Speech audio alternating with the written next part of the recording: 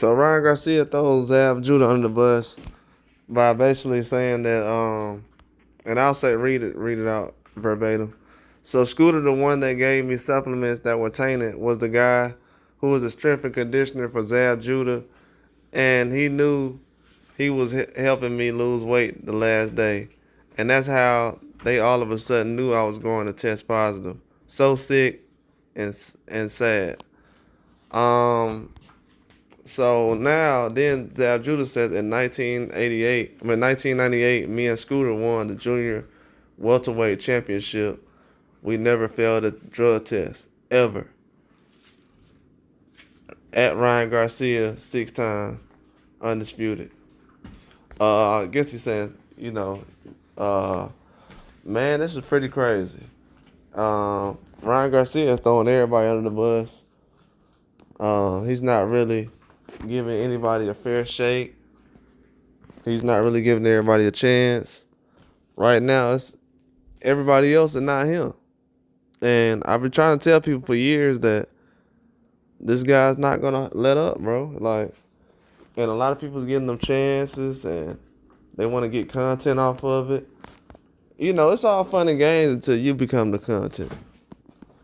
You know what I'm saying? I know Zab was basically getting down to the bottom of everything, and he's been neutral the whole way. But yeah, being neutral's cool and everything until everybody started throwing your name under the bus.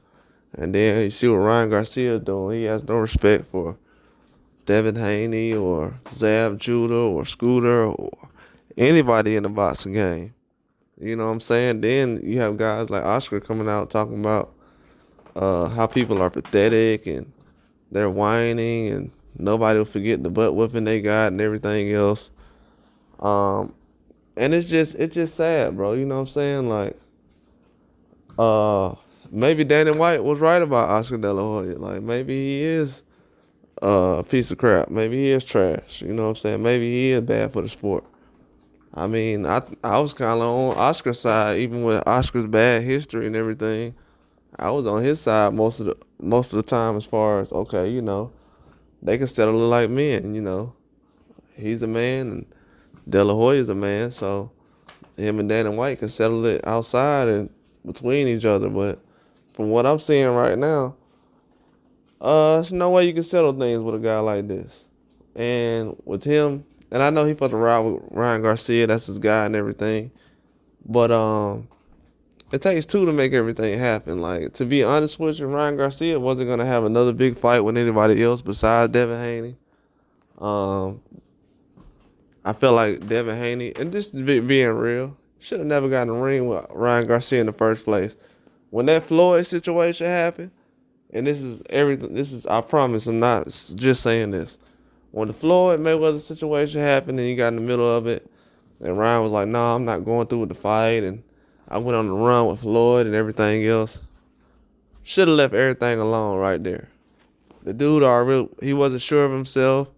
Should have just left everything alone. And when you go back and look at everything,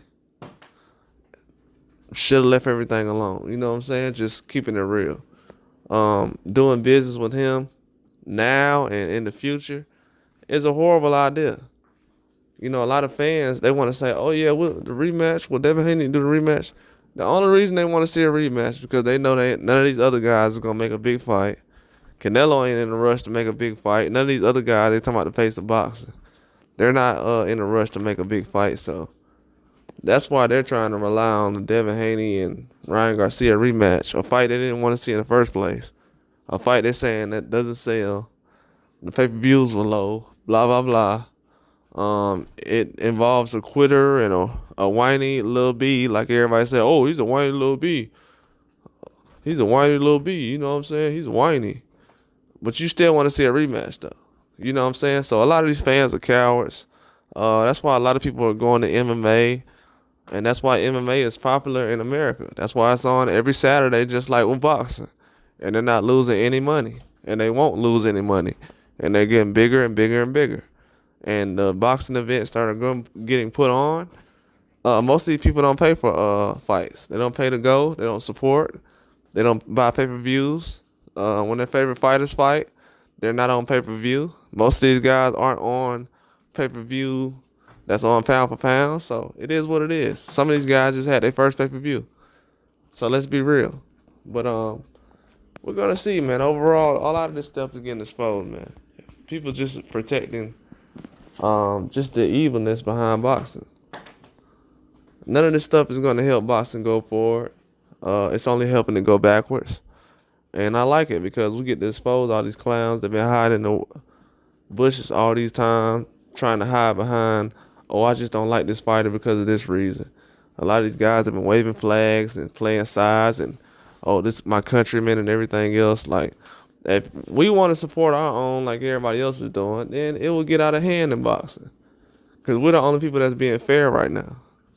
So it will get out of hand in a minute. And we're going to start cutting people off. A lot of American fighters are not going to get support after this. I don't know if everybody know that or not, but it's a lot of American fighters that are not getting support after this, bro. It's a lot of smart